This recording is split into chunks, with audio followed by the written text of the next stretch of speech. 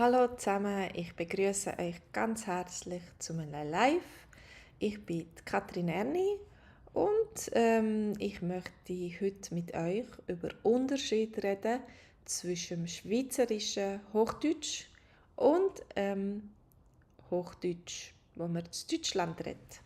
Ja, ihr habt vielleicht schon gemerkt, vor allem Deutsche, die in die Schweiz kommen, merken schnell, dass die Schweizer ein bisschen komisch reden, auch wenn sie versuchen, Hochdeutsch mit ihnen zu reden. Was hast du schon gemerkt? Was für Unterschied hast du schon gesehen? Was ist dir schon aufgefallen? Was machen und sagen die Deutschen anders, als was man in der Schweiz sagt? Zum Beispiel, gestern haben wir gerade einen Livestream darüber. Gestern haben wir einen Livestream und es ist um Anke gegangen. Es ging um Butter. Sagst du die Butter oder der Butter? Die Butter oder der Butter? In der Schweiz sagen wir auf Schweizerdeutsch der Butter. Darum gibt es die Möglichkeit, dass die Schweizer auch der Butter sagen, wenn sie Hochdeutsch sprechen, aber eigentlich ist das falsch. Laut Duden muss man die Butter sagen. Ab und zu sagt Duden, ja, Schweizerisch, Süddeutsch ist es erlaubt, einen anderen Artikel zu brauchen. Aber in diesem Fall ist es eigentlich falsch und man sollte der Butter sagen. Aber es gibt noch viele andere Wörter, die sind in der Schweiz gang und gäbe. Die braucht man sehr oft und in Deutschland sagt man dem anders. Zum Beispiel, da hatten wir auch eine Lektion drüber, das Velo. Velofahren, ja, wir fahren Velo. Auch auf Hochdeutsch sagen wir Velo und nicht unbedingt Fahrrad. Wenn du Fahrrad sagst, dann merkt man, das ist Deutsch aus Deutschland. Und wir sagen, wir gehen auf dem Trottoir. Wir brauchen das französische Wort wieder und nicht auf dem Bürgersteig. Ja, und wir sagen zum Beispiel Spital eher als Krankenhaus. Ja, warst du schon mal im Spital? Hattest du vielleicht einmal einen Unfall? Die nächste Lektion, die wir haben werden, die wird über einen Unfall sein. Einen Unfall, wenn wir zum Beispiel dem Notfall telefonieren müssen und informieren müssen, wo, wie, was passiert ist. Das wird unsere nächste Lektion sein.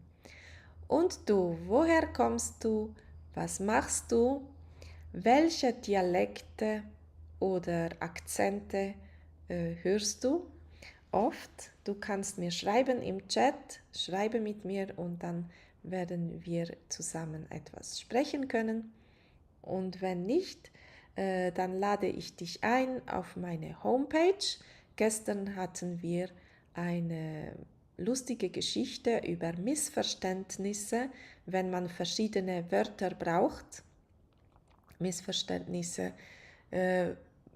zum Beispiel kulinarische Sachen, die regional anders heißen und man versteht einander nicht.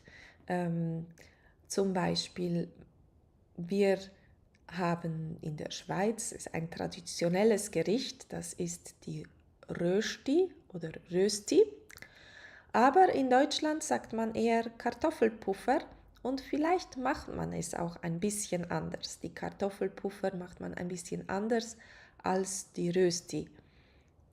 Aber dann gibt es noch Dialektwörter. Mein Vater sagt zum Beispiel nicht Rösti, sondern Brausi.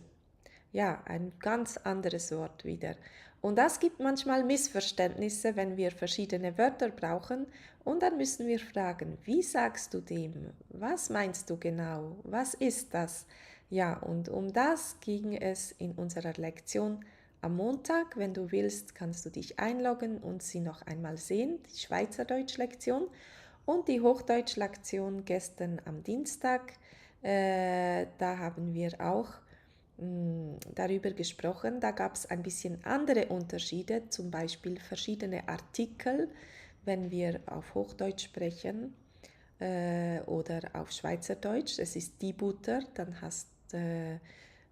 fragen wir, kannst du sie mir geben?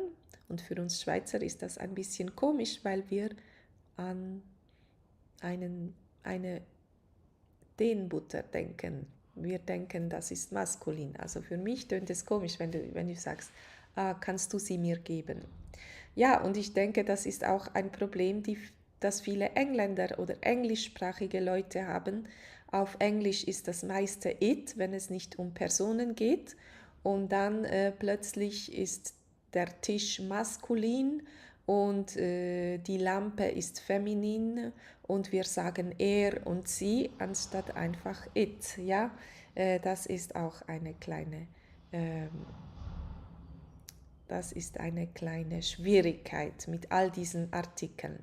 Also, du kannst mit uns Deutsch lernen, du kannst mit uns Schweizerdeutsch lernen. Die Links sind in der Beschreibung. Schau mal rein, schreibe dich ein. Du kannst den Kurs eine Woche gratis testen.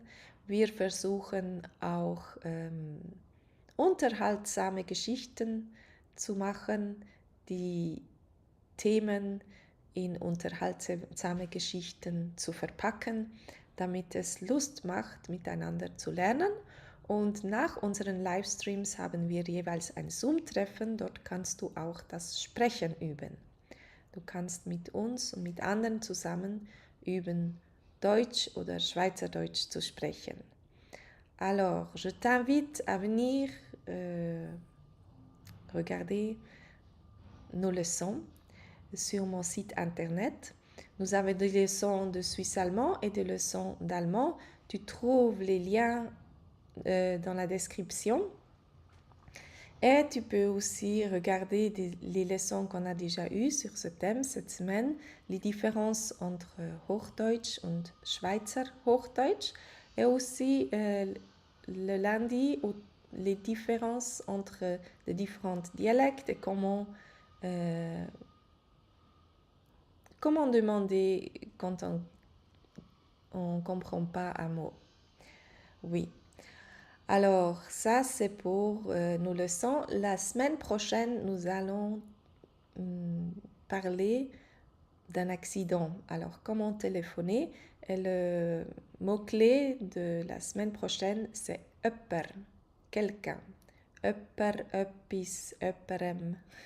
Et pour ça, on fait une leçon, on a une histoire d'un accident. Also, wir werden nächste Woche über einen Unfall sprechen, über jemanden, jemandem, etwas und so weiter. Also, diese Wörter haben wir eingebaut in eine interessante Geschichte über einen Unfall, wo man den Notfall anrufen muss. Ja, also das wär's von mir.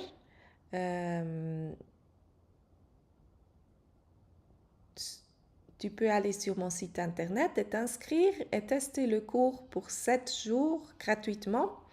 You can go to my homepage, see the links below in the descriptions and test our course online. It's online always Monday evening for Swiss German, 8 p.m. And if you can't make it, you can watch the live stream later. But afterwards, after half an hour later, we have a Zoom meeting.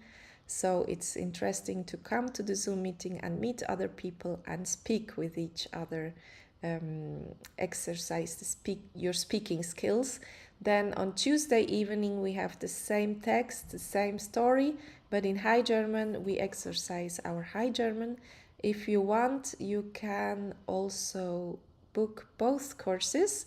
So you can get some special price. So let me know if you want to learn parallel Swiss German and High German.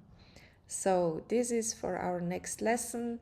We will talk about accidents and about somebody, something, and these words, which are in Swiss German öpper, and in High German jemand. Okay, thanks for watching, thanks for coming by, passing by, and I wish you a wonderful day. Ich wünsche euch einen wunderschönen Tag. Macht's gut und bis bald. Tschüss!